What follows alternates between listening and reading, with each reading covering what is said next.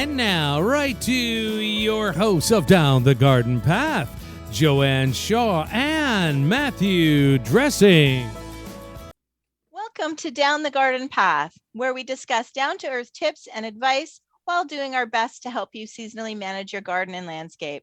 I'm Joanne Shaw, owner of Down to Earth Landscape Design, and with me is my co-host Matthew Dressing. Hello, Matthew. Hello, Joanne, and good evening, everyone, and thank you for joining us. I'm Matthew Dressing, owner of Natural Affinity Garden Design. As landscape designers and gardeners, we believe it's important and possible to have great gardens which are sustainable and low maintenance, and we want to help you make it happen. That's right. And so as we approach a new month here on Down the Garden Path, we are gearing up for spring by taking a look at all things critters, big and small and really microscopic all month long. So tonight we are going to look at actually how to get rid of some of those nasty little critters and some products that help you enjoy your garden to the fullest. Tonight we are joined by David Smorenburg from the Upper Canada Organic Products to take a look at their line of pest control products. So I'm really looking forward to that because we always have pest questions on the show. So if you have a question for David, send your questions in to us here at instudio101@gmail.com. David, so I'll tell you a little bit about David as before we welcome him on to the show. So David is the founder and president of Upper Canada Organic Products Incorporated. Upper Canada Products has been a family-run business since 2002. UC Organic Product registers, develops, and distributes least toxic pest control products in Canada. UC Organic is a pioneer in bringing plant-based pest control products to Canada. Welcome to the show, David. Hey, thank you so much for having me. I'm really excited to be here. Oh, that's great. So you've been doing this a while. We have been doing this a while, yes, for sure. So yeah, getting on 20 years now. Oh my goodness. Well, I want our listeners to know that we first learned about you from a previous guest, Guy Ruccolo from Blue Star Nursery. We spoke to him in the fall about, having all the trials and tribulations of having a independent garden center. And he mentioned you and said that he could barely keep your products on the shelves. So we absolutely were excited to learn more about you. And so I'm glad you're joining us today. Oh, thank you. And thanks to Guy too. Yeah. So one of the things in your little bio that you sent me, you said that you were instrumental in assisting the change to the Pest Control Products Act that made it easier for future people or companies to bring low toxic pest products. That's a bit of a tongue twister, isn't it? Pest products to the market. Do you want to tell us briefly about that? How did that come about? Sure. Now, granted, we only had a small part, but we had a lot of help, granted, from the Canadian Environmental Law Association to CAPE, which is the Canadian Association of Physicians for the Environment, to all sorts of some really good MPs. Basically, when we started this back in 2001, I think I first got into it, when I was looking into this product. Plant-based products like garlic, our main product is sheer garlic juice. You had to go through almost a 5 to 6 year registration process, where the same product down in the United States is exempt from all sorts of registrations federally. So basically, some of the laws that they had to change and some of the things they had to look at was some of the toxicity studies. Garlic we eat every day. So basically, it didn't seem kind of logical to anyone around why we had to do such huge type of studies for just spraying a little bit of diluted garlic juice on your grass. So we had a lot of help. And from that, there's a whole new part of the Pest Control Act that has really reduced the timeline and made it a lot easier. It's not simple, but it's a lot easier to bring products like this to market. Which is really, I have to give a hand to Health Canada for that. They actually did a really good job on that. Okay, that's great. Well, your main products have garlic juice or the other product has orange peel extract. So they're basically food-based. So do you think that's kind of the future of the products that are, those are things we actually eat, right? Oh, for sure. What's good for us may not be good for everyone else. And again, plants all around this whole, all around our country. There's some great plants. Everything lives in balance, right? So Mm-hmm. there's some good plants, there's some bad plants for us, and just like for insects and other pests as well. So yeah, I think there's very little study on it. A lot of ancient cultures, India, for instance, even the Greeks, they did a lot of great work with, garlic was really good for wounds and things like that. So there's a lot of great benefits to stuff like that. You look at an orange growing up on a tree down in California or Florida, you don't see too many bugs going through that the rind. So there's something there. So, yeah. Yeah. Yeah, So there was a it's lot not like our more. apples, right? Look at all the things that attack our apples here in Ontario and Canada. Oh, for sure. From the scab to, but again, yeah, just yeah, I guess with all our GMOs and everything like that, so we just they're heavily sprayed to say the least. But some apples are, yeah, they it's a natural native product. But so anyways, it's all good. Oh, that's great. So, well, let's talk about your mosquito repellent. Sure. What is it called? It's mosquito barrier. Mosquito barrier. Okay. And it's not something so we're not applying it to ourselves. I wouldn't recommend it. Okay. It's like perhaps you go home and you're going out on a date. It's unless everyone's eating garlic bread, it's best. Yeah, best not to do it. Okay. Yeah. So how do we use it? So basically it's pure garlic juice. It's a high sulfur garlic juice, and it's pure juice. So you dilute it and you spray it on your grass, on your trees, on your shrubs.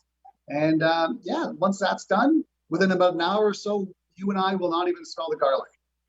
And the mosquitoes will. So and after that, it repels mosquitoes and ticks for weeks on end. Yep. Okay. Now it repels them. Does it actually kill them? In Canada, we're not allowed to say it kills them. So staying by the Health Canada guidelines and what's on the label. Everyone should, yeah. So we're just it repels mosquitoes and ticks. Okay. And ticks. So that's a big one, because that is something that people are very concerned about. Lyme disease, as much as annoying. And I was telling you before the show, I am a mosquito magnet. So I'm so excited to learn about this product. But I know, it's itchy, right? It's not the end of the world as far as mosquitoes go, but ticks can bring a much more serious disease like Lyme disease. So yeah, they are becoming a lot more prevalent in Canada, and they're not slowing down by any means. It's and more things are coming up. They always seem to, as global warming comes up or climate change, a lot more are coming closer to Canada and in the Windsor area and Niagara area, our southern parts of Canada. That's real tick country, and that's where our first, even on the mosquito side of things, that's where some of the first mosquito borne diseases start coming into Canada from those southern parts of Ontario. Okay.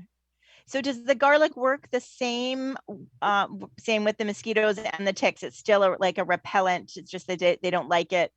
They don't like it. They don't want to stay in the area.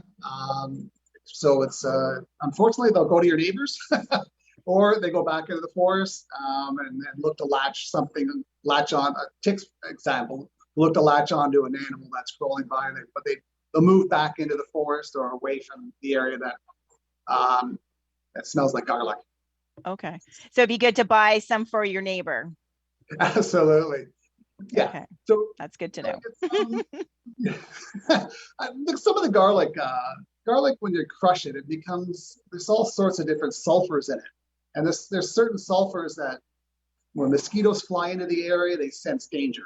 And I'm sure that's the same with ticks as well. So they just don't want to stay in that area. For whatever reason, it's just not conducive for them. So they just want to stay away. So they'll move back into the forest, bury themselves in the leaf litter or wherever they'll go. Yeah. Okay.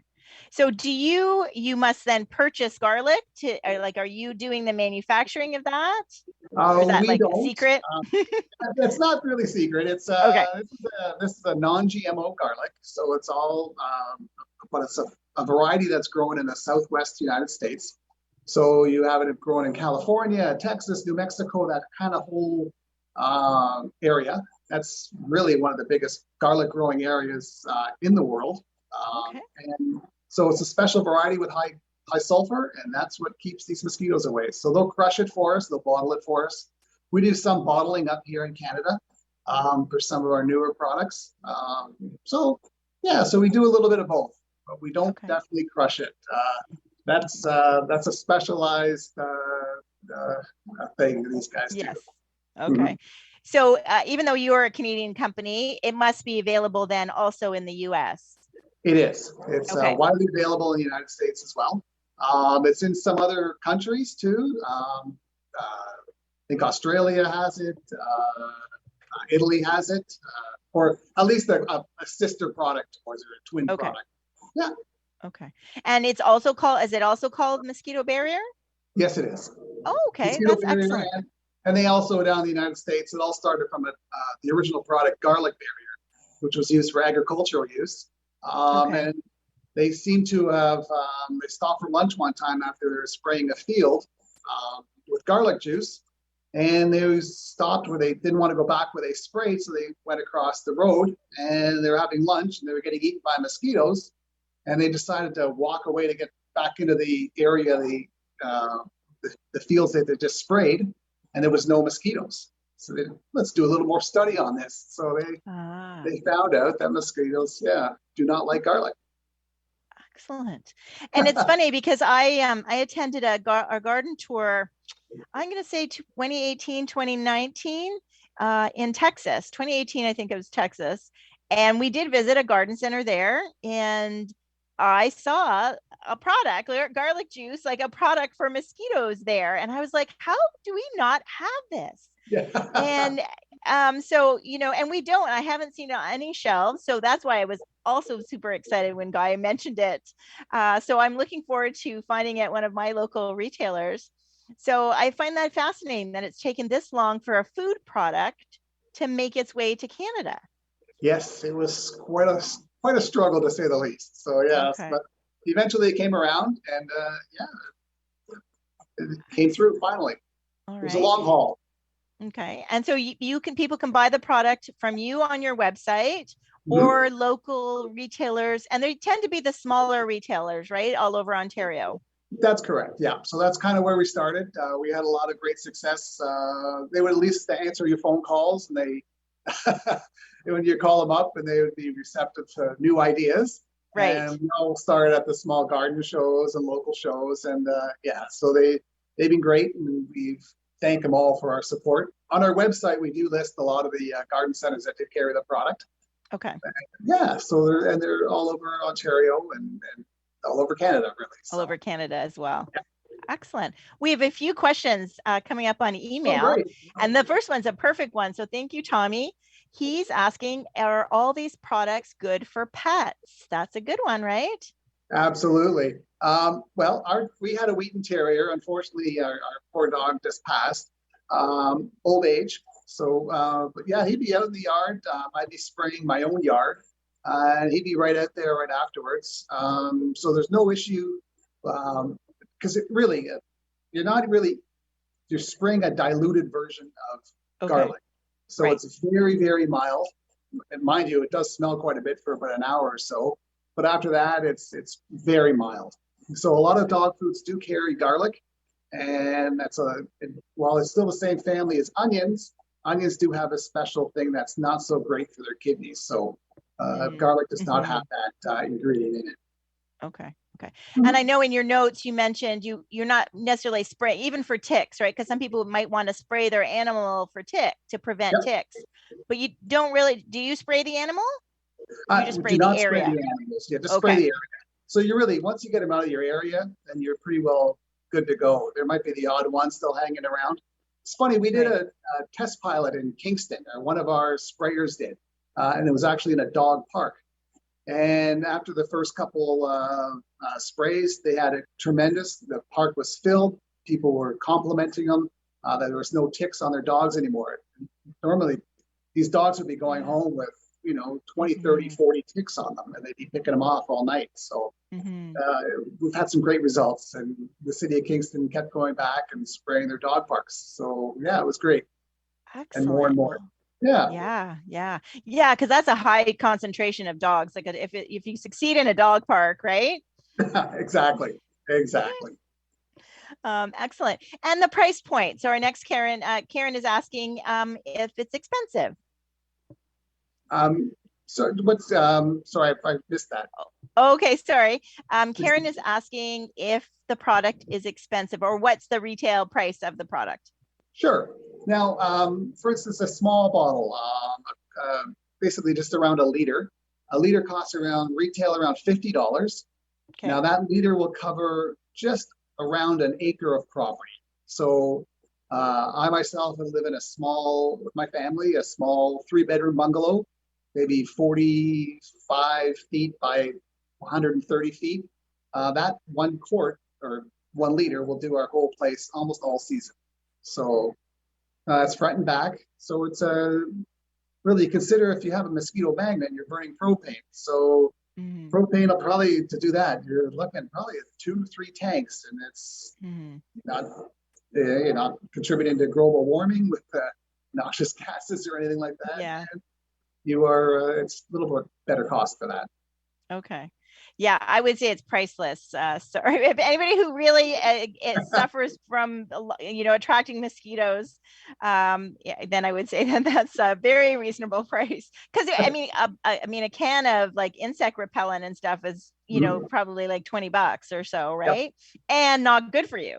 And really, the stuff that's really not good for you is the only stuff that works. So, and I'd rather smell like a pizzeria than that DEET smell, right? Exactly. And if you really read the label on some of that stuff too, you should be showering at the end of the night before going into bed. Make sure that stuff's on your skin. So, and who doesn't? But yes, but when you're camping and stuff, you know what I mean? That can be kind of a hard thing to do, right? Or at the cottage, or at somebody else's cottage. So, so David is saying that the stuff make him hungry. And kidding. But yeah, that's what I thought too. Like it smelled like everybody's gonna be craving pizza. Pizza, garlic bread. Yep. Nice shrimp on the Barbie. Yeah, for sure. Oh, there you go. And so your next product uses kind of like an extreme opposite almost, in the sense that it uses orange peel extract. Yep. Now, orange, yeah, exactly. It's right from the rinds. So that's where when you're peeling your orange and you get that little spray in your eyes and it stings, that's basically the stuff that's in this bottle. And it's, it's a small amount and it's water-based, but it's proven to kill cockroaches, fleas, flies, ants. So those are some of the big critters around. So it's safe to use indoors, and it's safe to use, no broad sprayed outdoors, but cracks and crevices and doorways and windows and things like that. Yeah. Okay. So it really must be safe if you can spray it inside. Oh, for sure. That's one of the only products on the market you can actually use in a kitchen or above a fruit prep area. So we have had a lot of restaurants use it above their cutting boards and things like that too. So unfortunately, they've got bigger issues where maybe a cockroach climbing up on the wall, but but again, you can't really spray some Raid over there when you're going to get it all over your kitchen utensils or things like that. So so it's quite safe on that. Okay. Now, are you spraying the insects when you see them, or is it more of a preventative? If you saw them yesterday and okay, I need to deal with that in the like the ants in that corner, by the patio door or something. It's funny because it works a couple of different ways. So as a contact kill, it works fantastic. So if you have a lot of cluster flies, for instance, or cockroach or something like that, so you can spray it right on them. Ants, for instance, you could spray them right on them. But what orange peel does, and it's in a lot of cleaning products, where ants will come in and they'll leave a trail where they're coming in and out of your house. Being a natural cleaner, it actually cleans up that trail, so the ants don't know where the food source is, so they can't bring it back to their nest. So it actually works in a couple of different ways. So it really can break the cycle. So it's quite remarkable that way. Okay. So even the ants, the people that complain about their interlocking brick of their patios in their backyard, right? The ants are, especially with the older sand as a filler. I mean, those little mounds that kind of appear, can it work on that?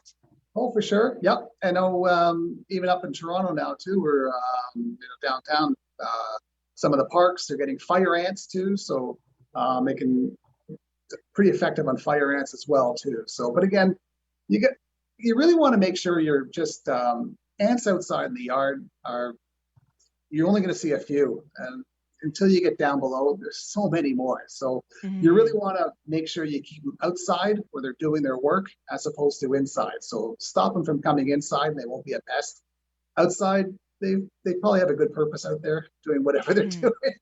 Yeah, they would. And how about and we can go back and talk about both products, because there's been a lot more talk, and I know we do a lot of educating here on the show about beneficial insects. So that's why some of the things are a bit of a concern, because it just kind of kills all the insects, right? How do the butterflies and the bees respond to these products? Well, the mosquito barrier, because that's something you would be spraying on plants where the butterflies and bees will be. No issue whatsoever. Again, you don't want to be spraying broad flower heads or things like that. And really, the label says spray it in the morning or in the evening for many different reasons. And one is because of insects. Another one is because of the sun, because you don't really want to be spraying anything on plants in the middle of a hot day. It's 90 degrees or whatever. It could really cause some leaf burn. So there's different things like that. And in the morning and the evening, the wind's not so bad. So if you get some wind coming at you, you're not going to be going back into your house smelling a garlic, for instance. There's reasons why you might want to spray in the morning and evening. Now, the orange guard is a little bit different. It's not meant to be sprayed all over plants, especially at that strength. If it can kill a cockroach, it can probably kill just about anything. So we don't recommend it spraying it on top of plants. Again, it can be pretty harsh for that end. But around in the inside, cracks and crevices, things like that, no issue whatsoever. Okay. Earlier, you mentioned about pets. There was a question about pets. Now, Orange Guard is labeled for flea control. So cat fleas, for instance. Even then, you don't want to be spraying your cat or dog with it. But the bedding, the quarter rounds, little things at the side, the baseboards, you want to spray all the way around the area where the fleas will be there. And Orange Guard will work fantastic on that. So it'll knock them off within a minute or two. So it's not like it's very effective. Very effective. Excellent, and it smells great. Excellent. So, although I would think that would be a funny mix of, garlic with the ticks and then the orange with the fleas. And, that would be kind of like a cocktail or some kind. I don't know. There must be like an orange, something kind of cocktail out there. So, but that is great to know and children, obviously, if it's safe for pets, it's safe for children. Yeah, absolutely. It's a funny story. If you don't mind, funny story. My son was about 3 years old at the time, and we were out in front of our house, and he was one of those kind of little boys that always wanted to get into everything. Oh, Daddy's doing it. Give me it. I could do it. And so we had this little 1-gallon pump sprayer. It could spray all over the place. And so he was actually at the front of our property and spraying the mosquito barrier. So mosquito barrier and water. And a couple of ladies walked by. Of course, they were very upset at how I could be letting a little boy spraying all sorts of toxic chemicals all throughout the neighborhood, and how could I poison my son? And it was funny. I just, excuse me, just take a deep breath. It's only garlic. So it was a pretty funny day. It was a pretty funny. Oh my gosh! So that is funny. You can see how that would look bad. First of all, that you're making your 3-year-old do like yard work. And then second of all, that you are potentially letting him spray chemicals. I mean, absolutely. Father of the year. Yeah. So. There you go. There you go. That is great. Well, hopefully you won them over because and told them about the product. For sure. I love it. That is very interesting. Oh my goodness. Yes. So so obviously if it's fine for pets and even birds inside the house, we had a pet bird. Yep, absolutely. Now the sister product or the twin product, garlic barrier, was actually there was some great studies out there about the northern poultry mite, and so they did some great studies. It was more for a barn inside, but again, they did some studies on the garlic and the garlic right on the, they're spraying down the actual hens. And they had some great results with that too. So not that we're labeled for that, and I probably might get in trouble from Health Canada for saying stuff like that, but it has some great other qualities too, for sure. So birds would be an issue. I had a gentleman call me up from Oklahoma one time who was using it. He was running an aquarium, and he somehow got my number in Canada, and he wanted to order some for his, because he would put it inside his freshwater aquariums to keep some of them parasites off the fish. So if you can imagine. So I suggested he call the United States, because that's their job. It's pretty interesting. Now, is that for the orange guard or for the mosquito barrier? Okay, the garlic. Okay. Yeah. Interesting. Very interesting. Yeah. It's funny how that happens, eh? He's probably has a store next door and he called you in Canada. That is good to know. Well, it is good to know that is, so it's beneficial or it's fine for us as humans. Mm-hmm. It's obviously fine for the environment because they are just a food product. Are both you're getting a concentrate and then we dilute them? The orange guard is ready to use. We do have now, that's one of the products we make up here for the mosquito barrier. We do make a ready to use now up here as well. So it's all kind of diluted and made up here. So ready to go out to the stores. But otherwise, it is a concentrated product. So that's how it goes so far. Yeah. Yeah, which is good because I feel like that's also environmentally friendly in the sense that the less packaging, right? It can come in a smaller container and last a bit longer if we're doing it ourselves. So, I think that's the way I'm hoping more products will go that way, right? Definitely. Yeah, packaging that's another thing we're looking at. If there's a way to reduce it even more. But and that's funny when we get online orders. People always wonder, what's this strange?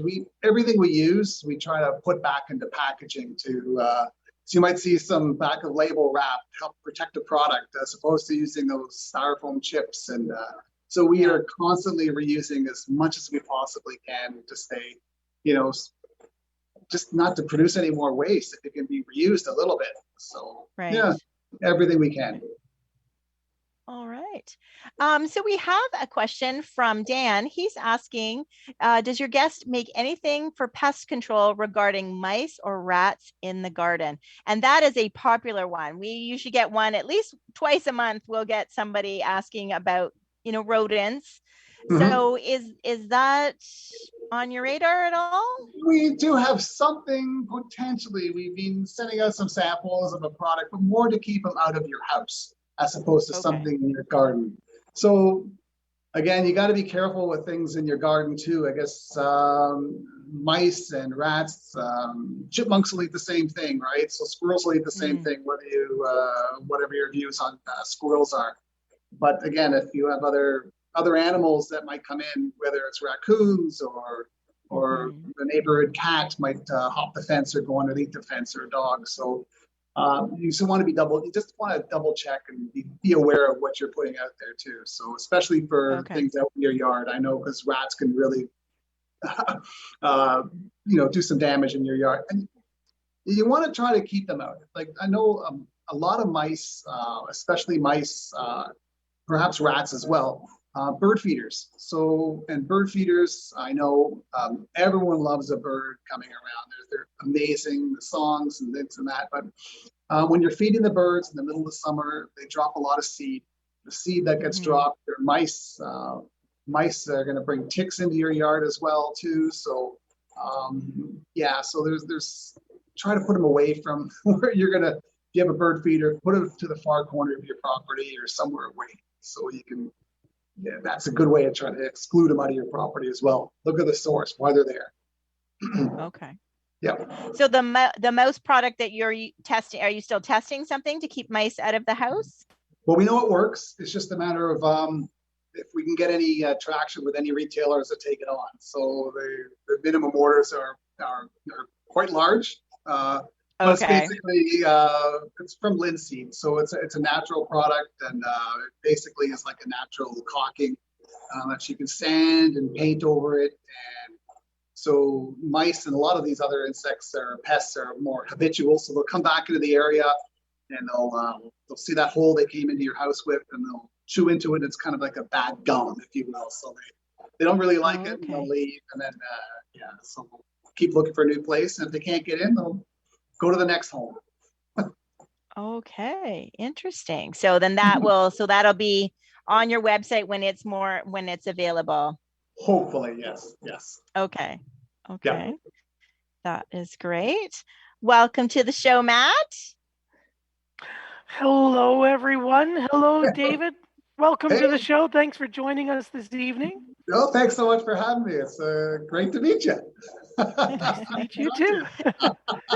And it's always great. Matt because he loves reading the halfway point infomercial. So I always say, I was like, yay, Matt's here. He can read our little commercial. and yet David, a breather to get a sip of water or something like that. So we've had a great show learning about the products, and it's already halfway through the show, David, where you've made it through this far. Time really does fly, doesn't it? Well, I'm just going to jump in and say, thank you everybody for joining us here live on Reality Radio 101. I'm Matthew Dressing here with my co-host Joanne Shaw, and you're listening to Down the Garden Path. Joanne and I enjoy hosting Down the Garden Path each week, bringing you interesting and relevant topics to help you achieve a great garden.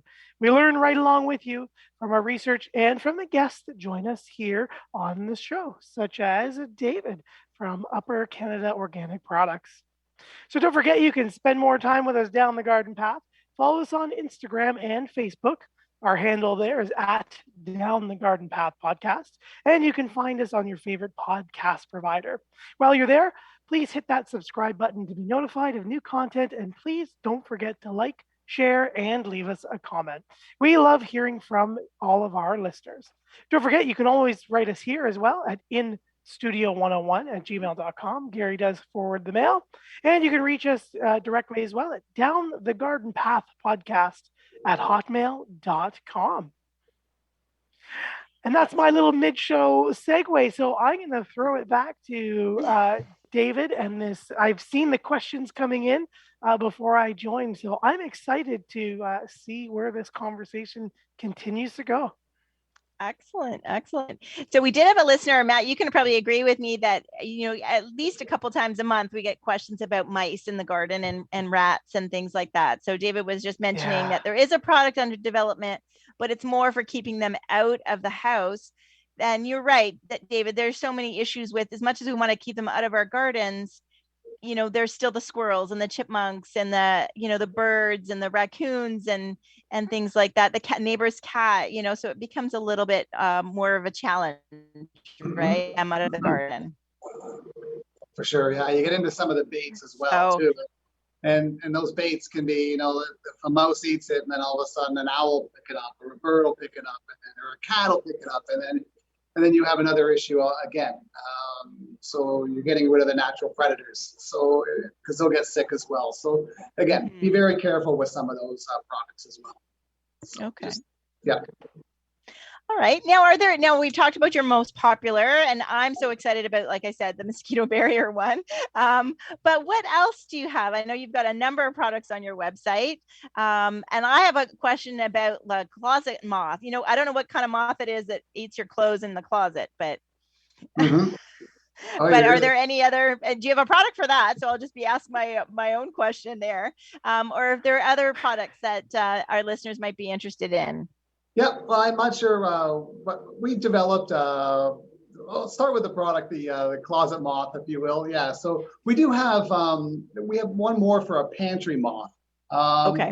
The ones you may have in your closet are a little bit different, and there are some other companies out there that may have something for that. And again, you got to really be careful, not be careful with them, but you want to get a mixture of heat, for instance, works great on any insect. So if your clothes, for instance, can handle a dryer will kill just about any insect whatsoever. 30-40 minutes on high heat. Again, if your clothes can handle a dryer, by all means, there's nothing better than a dryer. And then Okay. take a look around what's there. Do a good cleaning in your closet, for instance. Cracks and crevices are always, some of these big retail stores too. They have a lot of moth issues. You may not see it, but they love the dog food.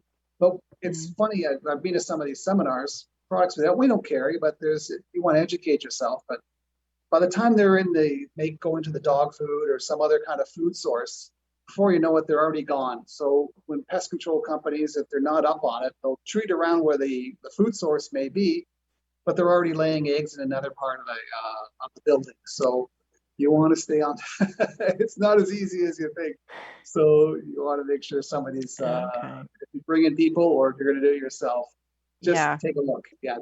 Try to track and monitor and things like that. So I've yet to see a moth, but my cashmere sweaters have definitely seen the moths. But I wondered about putting my sweaters in the dryer. So but it's always too late, right? You've already got the hole on it. It's kind of like, oh man. So I wondered about that. But what other products? We carry a full line of, not a full line, but obviously we don't have the one for the moths, but we do carry a full line of other traps and monitors. We developed I had some partners at one point. I went into a partnership with them, pest control companies. Two wonderful couple up in Bradford, Greenleaf Pest Control, and we developed a bed bug monitor. And there was one other one out in the market. It was round, but we decided to build one that was square. So it could fit into a corner so you could put it underneath your bed legs, fit a little more snugly to a wall. And we were a finalist for Product of the Year and over in the United Kingdom. So that was quite exciting. Congratulations. Well, thank you very much. Yeah, awesome. So that company is now so busy doing green pest control. I'm more of the product side. So we still sell a lot of them out to the market. We make it here in Canada, down in the Hamilton area. That's our person down there, and we do the rest of the work here up here in Toronto. And then we sell them all across Canada. We sell some into the United States and some over in Europe as well. So it's quite exciting. So that's a great product. And now we're looking to make it even more sustainable and more environmentally safe. But who knows? Maybe one day we'll have another news release on that too. So we have many other products for fly control, yellow jacket, wasp control, Japanese beetles. We've got into some ant baits. We're just kind of move other green products. We're always kind of on the search for green products. Something that's, so we don't want to poison anything. There's, again, a lot of pest control is making sure your environment's, why are they there? Why is the pest in your area? You think about Walt Disney World down in Florida. It was built on a swamp. You would think you would go there and you'd be just eaten by mosquitoes. If any of your listeners have ever been to Walt Disney World, you go there and you won't even be bothered by a mosquito at all. And it's because everything around them is built so it drains away. And if there's any heavy rains, they will spray once in a while with a few things. And one of the products they actually do spray is mosquito barrier down there in Walt Disney World, Florida. Okay.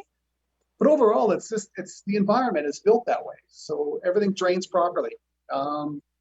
So you want to keep mice out of your house. Make sure there's no cracks and crevices or holes in your foundations. You want less bugs in your house. Keep away the moisture from your house. Make sure the yeast troughs are pointed away. Try not to let things get too moist around your base of your house, things like that. You want less ticks in your yard. Trim up your trees so the sunlight can get in. Ticks do not like sunlight. So there's a lot of little things that your homeowners can do to reduce the risk of pests. And so if you can reduce the risk, you can lose less product. That's not good for my business, but it's better for everyone, right? So the less you put out there, the better it is for everyone, for sure. Yeah. So they're definitely. No, go ahead. I was just going to say there are definitely things that you can do, some cultural controls around the house that are easy, low maintenance kind of things you can do just to make sure that they're not there. Oh, for sure. before you start buying 100%. and spraying everything. Yeah. Mhm. Sorry, go ahead, Joanne. No, I completely lost the question, so that was fine. Well, So I mean, I think it's fascinating, just the whole food aspect to it, that we're using food. So I feel like we're, also reusing something we already have, right? Like using food, using garlic, using orange peel extract. I mean, I just find that a really fascinating thing. And what's in the bed bug? The bed bugs actually is we dust them with right now it's polished properly, so it doesn't have any just in case there's any scratches in the plastic, for instance. So we dust them with a cornstarch product. So the cornstarch basically makes sure it is extra slippery. So Oh, the bed okay. bugs will fall in. So it's kind of a interesting. It's like a moat. So if bed bugs are coming from the walls to come up to and get you in your bed because you're the meal, you're the attractant, they'll climb through the moat and they'll get trapped on the outside. And if there's bed bugs on the inside, they're usually females trying to escape after having a bite out of you, a little blood meal, and they want to get out and lay some eggs into the cracks and crevices. So yeah. ooh, cool. Yeah. So Interesting. I don't know if you guys talked about it before I joined, but a lot of questions that I've always gotten is, or have received is, because you're putting down a trap or like a preventative or something like the monitor, a lot of people are concerned that because you put that trap out there, it's drawing everybody in. That it's like the cause of the problem. Is that true to a degree, or To a degree, I guess you can I can appreciate that comment, but again, insects will breed, and so if you get rid of one fly at the beginning of the year, you think about that one fly will not then have 200 babies, and those 200 babies will have 200 more babies each one. Think of the right? multiples. It's before you know it, you have so many flies and or Japanese beetles or so many other things that can be around, yellow jackets. So you want to try to control them early. Yeah. Can you speak a bit too? Because we talk about Japanese beetles here a lot on the show, you can imagine, and nematodes and different things. We have some really good podcasts, explaining how people can use nematodes properly and make sure they're more successful. And the nematode, the Japanese beetle traps. Is your product similar or? Definitely similar. We carry the Okay. rescue line of products. So our focus is really into the pest control professionals. So we sell a lot to. So someone will come to treat your place, bought it from a company. We normally supply that company, their supplies. So basically, yeah, it's a pheromone, and most of these pheromones and most of these traps are pretty similar. So they attract them. And they basically fly into the wall of the side of the trap and fall into the bag. So last year was a really hard year for getting these products. A lot of the competitors parts of the products are made overseas. And so with the cost of shipping and cost of this coming over from Asia, it was just so expensive. And one of our competitors just stopped importing products. So our products are made over in Washington State again, so it's a little easier to bring products into Canada. So it's pretty good. For sure. So just going back to that question about luring things in, Yep. that's usually the big one that I get is like the Japanese beetles and that pheromone. And it's like, well, I put the pheromone out and now they're coming from everywhere. And that Yeah. pheromone like spreads so far out. So how far do the pheromone traps really, like, what's the area that they really cover? Is it kilometers or is it just like the immediate area? Just the immediate area. And so you got to think too, you don't want to be placing it beside your prized roses or things like that. You want to draw them away from your roses.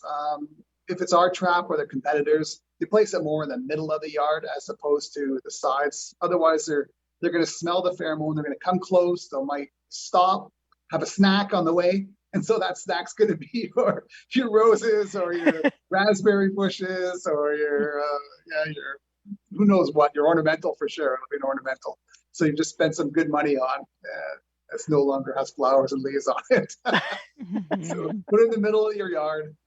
When they're in the middle of the yard, they have to kind of go for there's nowhere else to really land. And so they'll go into the trap, fall in, and it's better than having babies and going into your lawn, and then you get another issue with your lawn being chewed up from the bottom up. So the grubs, right? Mm-hmm. Yes, very true. Just reading, I see a couple of questions popping in. I think it was Irene just saying these products make me want to make a salad. I love the garlic concept. I don't know if you guys talked to Irene already. Ken says thank you. Love the show. Very interesting. Saying welcome back, Matt. Missed that voice. Yeah, Matt, we're almost finished school, right, Matt? Almost. 2 more weeks. 2 more weeks. 2 more weeks, everybody. So, yeah. So, in addition to Japanese beetles, I don't know. We've not really talked much about wasps on the show, Matt. But I know my own family, as much we keep buying like all this nice outdoor furniture and all these things so that you could eat outside in the summer, and no one wants to eat outside because of the wasps. So, what type of product do you have for them? Well, again, that's through the rescue line of products. They are targeted directly for either yellow jackets. There's another one for wasp, hornets, and yellow jackets. But they are targeted for them, so they're not going to be catching the honeybees. So again, wasp, yellow jackets, hornets, they all have a really good place in the environment. They eat a lot of mosquitoes, for instance, and aphids and things like that. So again, you don't want to, if it's just around where your barbecue is, or your picnic table, or your family gathering, and again, you want to make sure that you can keep them away, because you don't know who has an allergy, who doesn't. But again, otherwise, if they're in the forest, try to let them be. They're going to keep keeping more mosquitoes away and other pests. But around your place, buy something that's targeted. Some of those other ones with that are homemade traps. Just make sure they are for yellow jackets. You don't want to be catching anything with honeybees. They do such an important job. We have they're being decimated by everything from mites to many different chemical pesticides. We need them for our foods and for pollinating the apples that we talked about earlier, pears, everything around. So we want to make sure those stay healthy. Excellent. No, that's great to know for sure. So are there any, so as we almost are out of time, but with our last few minutes of the show, is there anything else you can tell us that is in the works, like another area of the market that you think there really is a need that maybe it's not ready yet, or? Well, again, we need to expand on the label for the garlic. So we want to get into perhaps for geese control. We want to, it's just hard to find through the COVID, the pandemic. It's been hard to find schools that'll do studies on them and specialized things. It's just been hard for kids getting out there and the professors. So we want to try to expand the garlic on for geese control. We do have some people that use it for it and have had great success. But again, until it's properly vetted, if you will, and we need to get the studies. As well for a lot of the indoor growing. The orange peel extract is the product, the chemical, if you will, that comes out of the orange peel is called D-limonene. Limonene is a natural terpene, so greenhouse growers for the cannabis market, even the garlic too for greenhouse growers. We love to get more into that and more studies into that. So we think we can be really advantageous on some of that aspect. So that's kind of a couple of major things that we're looking at. So yeah, but again, at the orange peel product, the orange guard would have to be diluted for something like that, because it's right. These are smaller insects, they're a little softer, if you will, a little not as hardy as a cockroach or an ant. So dilute it, save your plants, So yeah. and Okay. happy growing. Now, we didn't talk about how it actually kills, because I noticed you couldn't say kill on the mosquitoes, but you could say kill on the orange peel. So Sure. how in the world does the juice that comes from an orange peel kill something like a cockroach? Yeah, so it actually kind of gets in there and it kind of messes up their nervous system. So I don't really have too much, again, using it around some places. I'm not into the front end line of pest control. I had a lot of the studies that were done. But it will basically spray on them and it'll basically break down their exoskeleton. Okay. I've seen it lots of times with flies and ants and things like that. It's not as a quick kill as some of the other products. It takes 2 or 3 minutes, but it will knock them down slowly but surely. I know you don't want them beating around your place, because they're cockroaches that make you sick. Some of the other insects that are around your house, crawling inside your house, they're not always the best. It's better to keep them outside or not around at all. That's right. Yeah, Yeah. that's right. Great.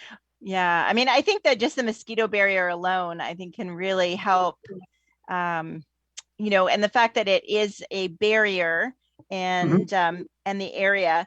Now, after a rain, so just to circle back to that, one of the first things we talked about for our listeners, how often would you have to apply it? Well, if you can get it out there like perhaps a day after it rains, and ideally a couple of days before it rains, so it really gets absorbed into the plant. Then once it's absorbed in the plant, then the plant is the repellent.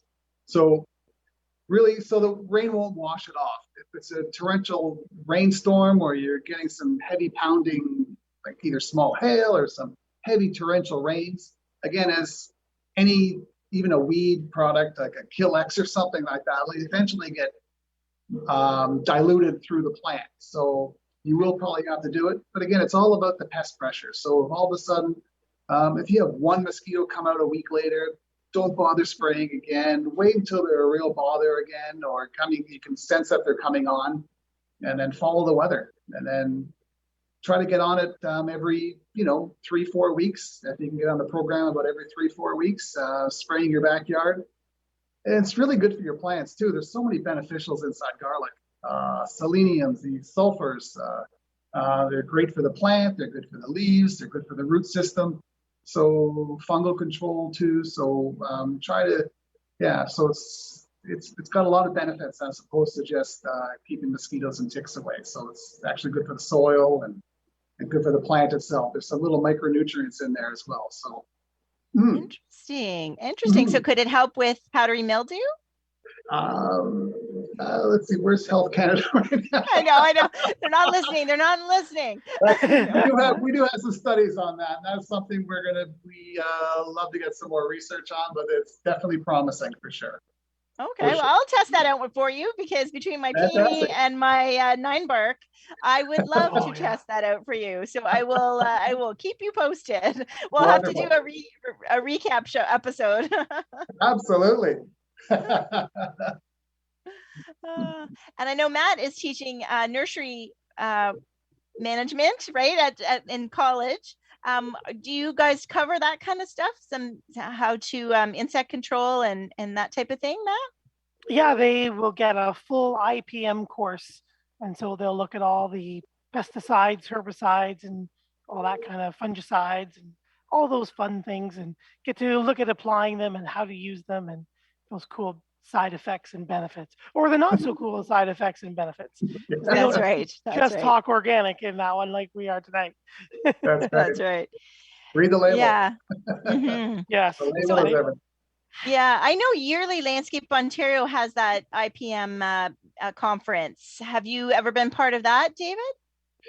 We have been into, not necessarily on the conference side, but I know we've been at the actual shows exhibiting. So again, we meet so many wonderful small business owners, and they're always got some great questions for us. We can't always answer every question, but every year we always get stumped on one or two. But it's a great learning experience, and those shows are invaluable too. You hear what's happening what's happening in different areas, and what's coming up, what's a problem, things like that, so that we can try to address it soon enough.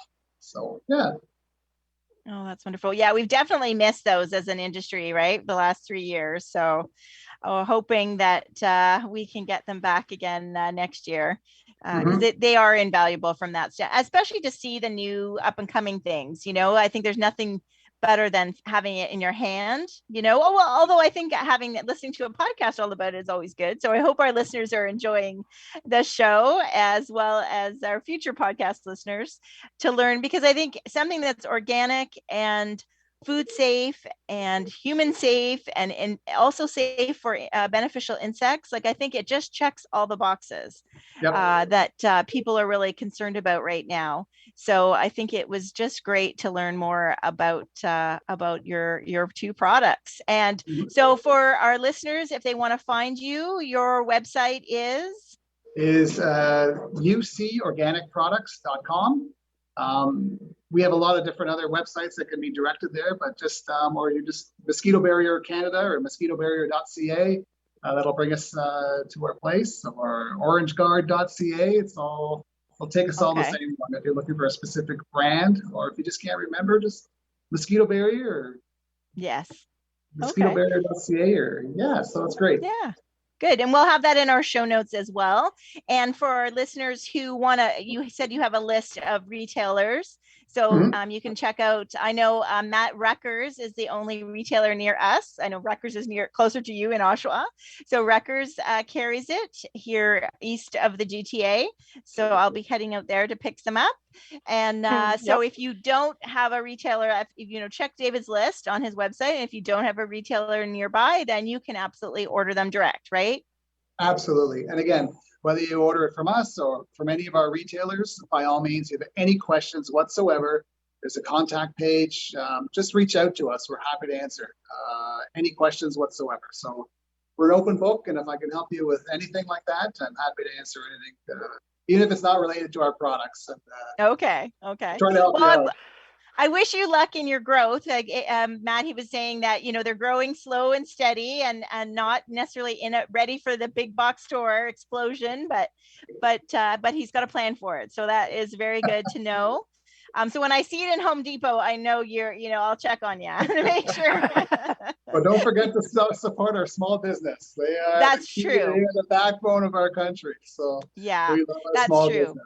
Yeah, like Guy Ricola, who told us all about you.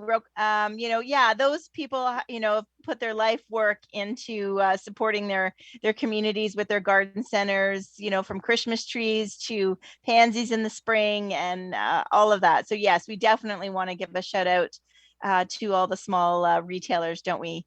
And support them.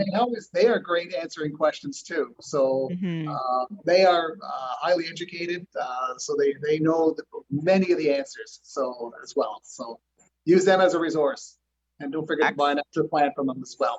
That's right. There you go. Look at you. Oh, that's great. Well, I'm going to thank you so much. We're just wrapping up.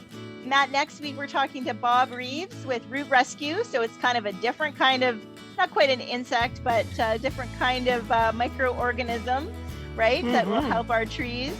And so it's been great. Thank you so much, David. Oh, thank you, Joanne. Thank you, Matt. You guys are wonderful. Keep up the great work.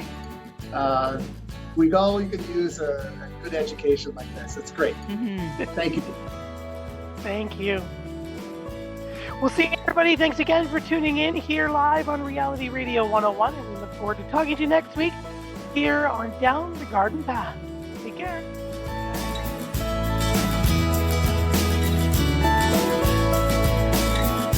Thank you for listening to Down the Garden Path with your host, Joanne Shaw and Matthew Dressing, right here on Reality Radio 101.